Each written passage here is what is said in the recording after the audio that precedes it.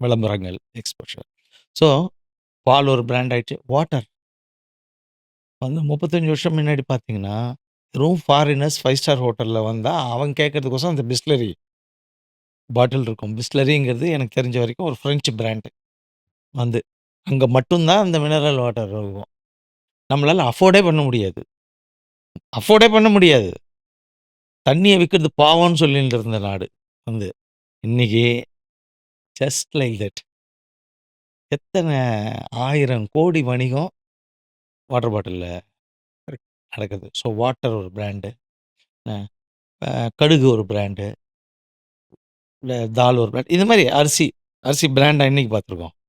மூட்டை மூட்டையா கடையில போய் அண்ணாச்சி கடையில வந்து அவரு எது நல்லா இருக்குன்னு சொல்றாரோ அதான் சிவாஜி வாங்குவோம். பிராண்டு, மயில் கொழுந்து பிராண்டு, ஆப்பிள்ஸ் அதுதான் பிராண்டு. வாங்குவோம்.